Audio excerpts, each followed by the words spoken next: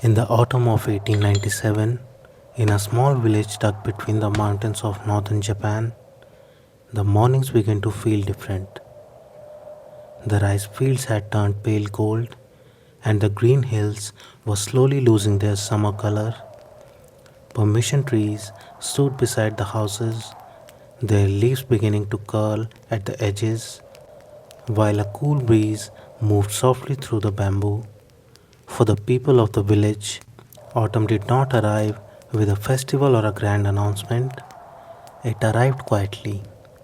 It came in the smell of wood smoke, in the taste of the first roasted chestnuts, in the way everyone began closing their wooden shutters a little earlier in the evening.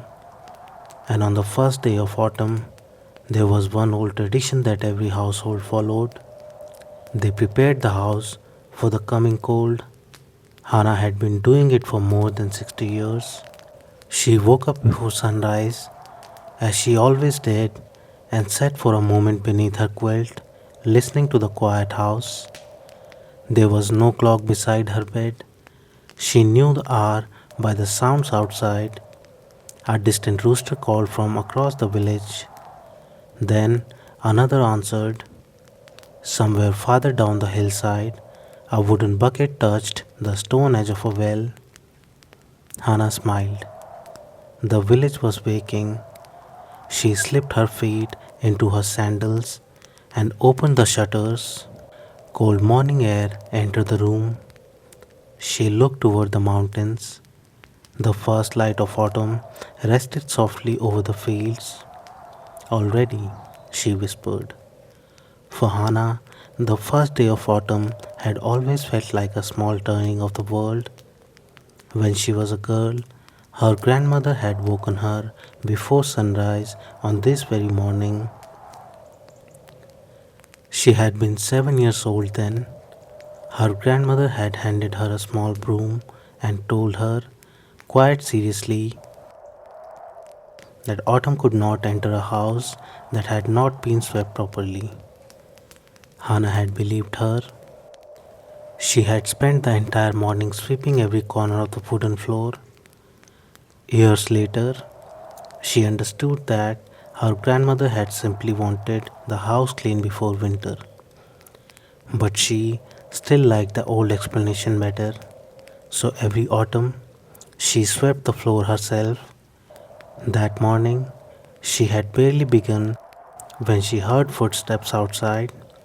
Grandmother, Hannah looked up. Ren stood in the doorway. He was 12 years old, thin from a summer spent running through the fields, with untidy black hair and a scarf that his mother insisted he wear whenever the mornings become cool. You're early, Hannah said. Mother said I should help you. Your mother says many useful things, Ren smiled. Then he noticed the broom in her hands. You're still doing that? Hannah raised an eyebrow. It is the first day of autumn. I know. And Ren sighed dramatically. And autumn cannot enter until the floor is clean, Hannah laughed. It was the answer she had given him every year. Ren picked up another broom. Together they swept. The soft sound of straw moving across the wooden floor filled the house. Outside, the village slowly became louder. Women opened shutters. Men carried baskets toward the fields. Children were sent to fetch water. Someone nearby began chopping wood. The morning passed peacefully. After sweeping, Hannah and Ren carried bundles of summer grass into the shed. The grass would be used as bedding for the animals when winter became colder. Ren tried to lift bundle that was too large for him. Hannah watched him struggle. Ren reluctantly divided the bundle. They walked together toward the shed.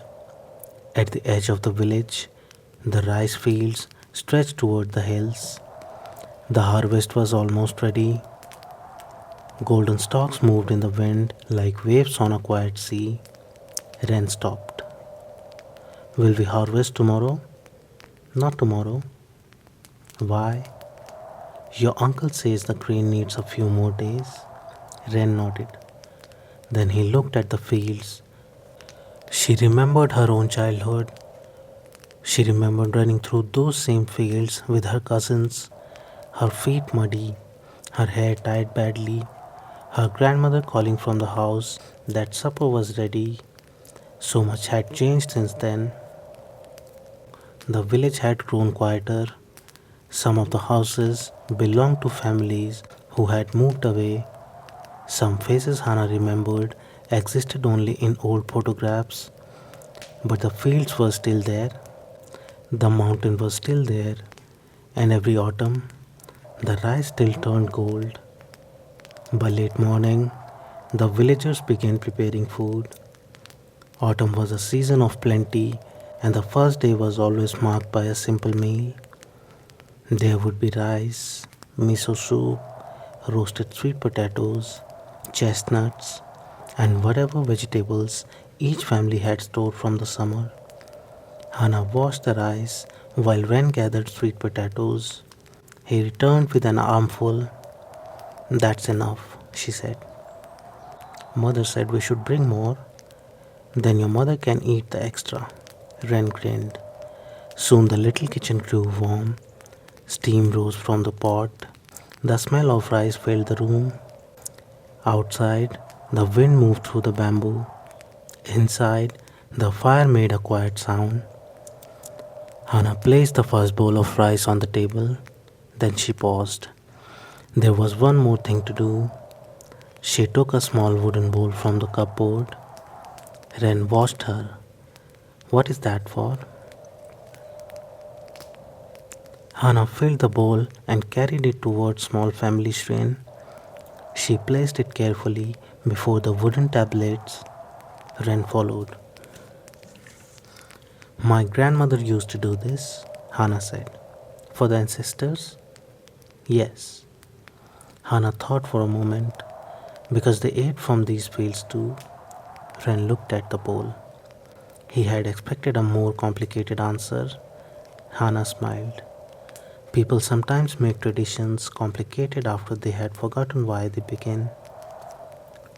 Wren nodded slowly. Then they asked, do we have to do it? Hannah looked at him. No.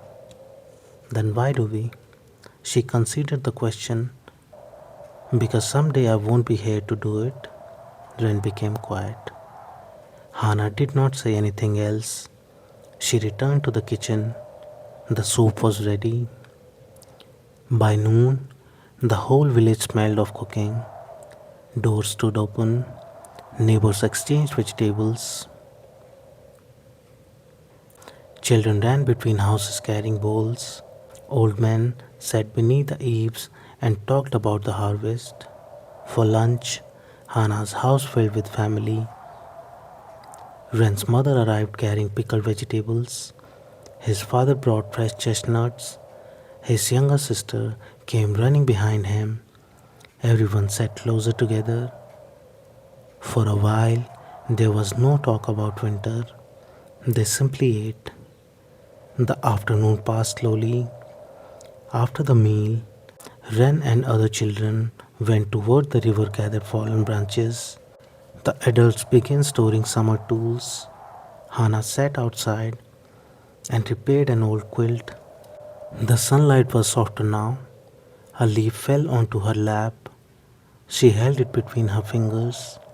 It reminded her of another autumn. She had been 17.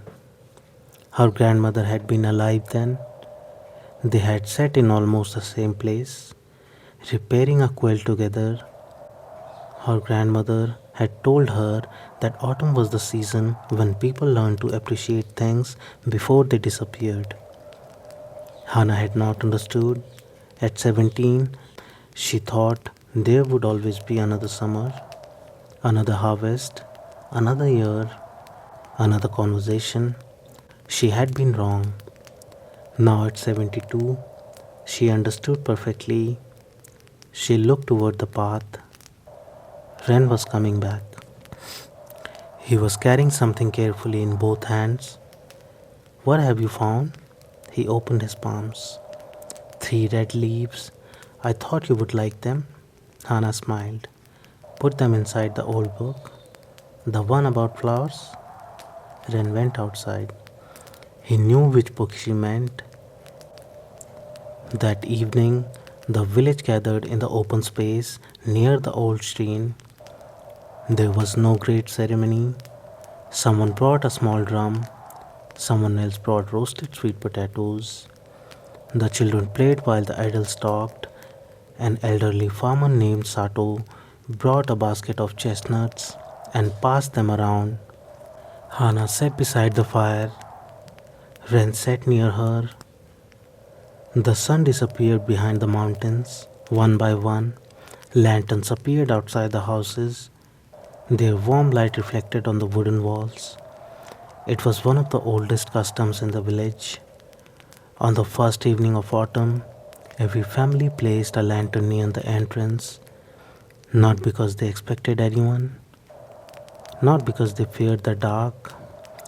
The lantern simply meant there is still warmth here. Hana had always loved that. When Ren was younger, he used to believe the lanterns were for travelers. His grandmother had never corrected him.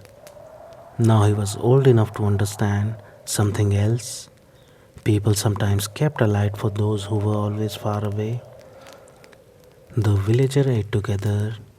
The children became quieter as the evening grew colder.